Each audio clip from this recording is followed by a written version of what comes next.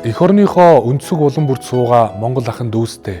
Дэлхийд даяар тархан суугаа эргчлөөд Монгол улсын иргэн танд шинэ ардсан үндсэн хуулийн өдрийн 34 жилийн баярын мэндийг өргөн дэвшүүлье.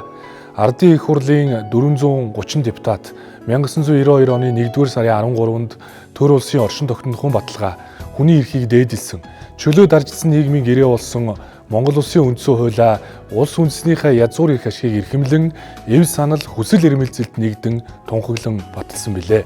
Үндсэн хууль бол иргэний, улс төрийн, эдийн засаг, нийгэм соёлын үндсэн эрхүүд, үндсэн зарчмууд, үнэт зүйлсийг өөртөө бүрнээ цогцлон шингээсэн хүн бүр эрх чөлөөтэй, хуулийн өмнө эрх тэгш байх, засгийн эрх гагцхүү ард түмний гарт байх, төр ард түмний итгэлцлийн эрхэм дээд илэрхийлэл болсон баримт бичиг юм а.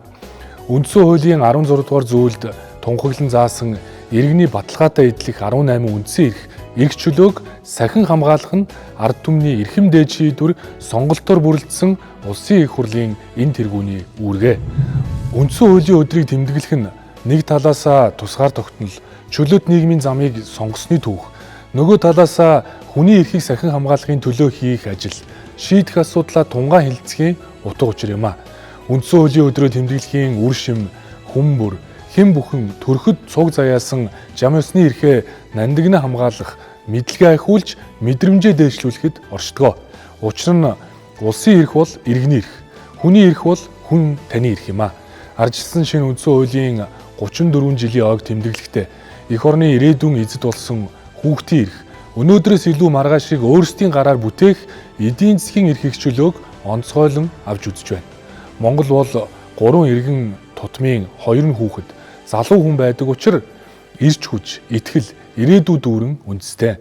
Хүүхдийн эрхийг хамгаалахгүйгээр хүний эрхийг хамгаалах тухай хөндөх боломжгүй. Та бидний ажил мэргэжил, амьдрал суугаа газар нутаг, хувийн сонирхол хоорондоо өөр боловч үр хүүхдүүдэд эсэн энх, эрүүл сарвал, ээлтэй аюулгүй орчинд өсгөн дорниулах эрдэм боловсролтой дэлхийн монгол хүн болгож гарыг нь ганцганд хөлийг нь дөрөнд хүргэх хүсэл сонирхлоороо нэгэн цул юм а. Монгол улсын үндсэн хуулийн 16 дугаар зүйлийн 1-р хэсгийн 11-т гэр бүл, эхний ялхас, хүүхдийн ашиг сонирхлыг төр хамгаална хэмээн тунхаглан заасан байдаг. Хүүхдийн эрхийг хамгаалах эрх зүйн тогтолцоо бүрдсэн хэдий ч хүүхдийн эрхийн зөрчил буурахгүй байна. Монголын энхийн өрс зүрх шимшрүүлсэн ноцтой гэмт хэрэгүүдийн хохирогч болсоор байгаа нь биднээс илүү үүрэг хариуцлага үр дүнг нэхэж байна. Хүний эрхийн үндэсний комиссийн жил бүрийн илтгэлд онцлон анхааруулсаар ирсэн хүүхдийн эсрэг хүчирхийлэл, гэмт хэрэг, ахуй осол зөрчил, хүүхдийн төвшгүй хөдөлмөр эрхлэлт бүрийн цаана энхийн өрсийн урссан нулимс бий. Аврал ирж айж зовсон гэмгүй олон хүүхдийн гуниг дүүрэн харц бий. Алдраж жаахан хүүхдүүдийн алдарсан ам, хохирсон эрүүл мэнд, булаагдсан ирээдүй бий. Хамгаалж чадаагүй хоцорсон, хаягаар нь хүрээгүй хөшөө хойрог тусламж үйлчилгээ, хууль тогтоомжийн хагас суус хэрэгжилт, төрийн байгууллагуудын уялдаагүй, хангалтгүй хамтын ажиллагаа, хайр инрэл дутсан хайнга буруу хандлага, хариуцлагын хохирогч нь хүүхэд болсоор байна.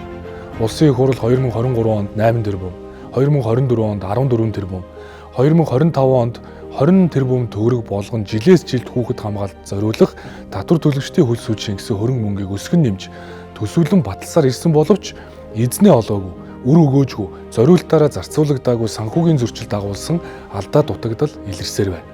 Олон улсын байгууллагуудын хандив тусламжийн үр өгөөжийг ч бууруулж байна. Хүүхэд хамгааллын тухай хууль 2024 онд шинжлэгдэн батлагдаж хэрэгжиж эхлээд бүтэн жил болж байна.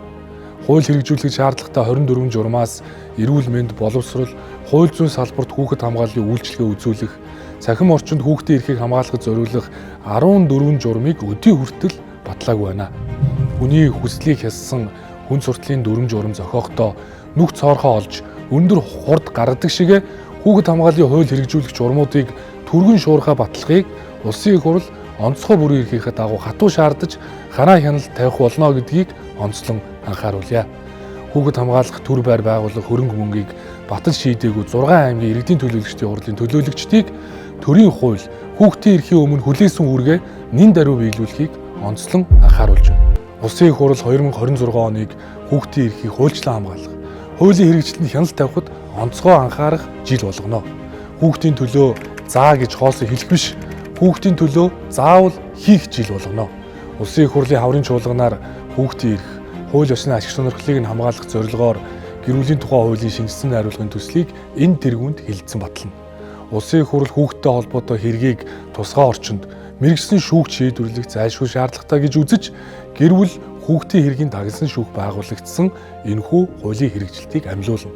Хаврын чуулганаар гэр бүлийн хэрэг шүүгд хэн шийдвэрлэх тухай хуулийн төслийг шуурхаа хэлэлцэж баталгуулна.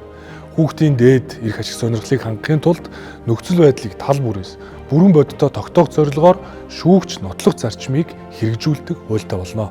Улсын их хурлын 2023 онд Монгол улс дахь хүний эрх эрхчлөөний байдлын талаарх 22 дахь илтгэлийг хилцүүлсэнтэй холбогдуулан авах зарим арга хэмжээний тухай 35 дугаар тогтоолыг баталсан. Гэмт хэргийн холбогдогч, хохирогч, гэрч хүүхдэд үйлчлэгээ үзүүлэх хууль тогтоомжийг хэрэгжүүлэхэд гарч байгаа хүндрэл бэрхшээлийг шийдвэрлэхээр заасан боловч хэрэгжилт мөн хангалтгүй байна. Гэрч хохирогчийг хамгаалах, шүүгчийн аюулгүй байдлыг хангах тогтолцоог уг үндсээр нь эргэн харахыг нөхцөл байдал биднээс шаардаж байна. Монгол охиныг эрийн туршлагыг мөнхчүүлж, олон улсын жишгийн дагуу гэрч хохирогчийг хамгаалах, бие даасан төр хамгаалах байруудыг жишг стандартын дагуу барьж байгуулах болно. Гэрч хохирогчийн аюулгүй байдлыг хамгаалах тусгай албыг байгуулан ажиллах шаардлага үүслээ.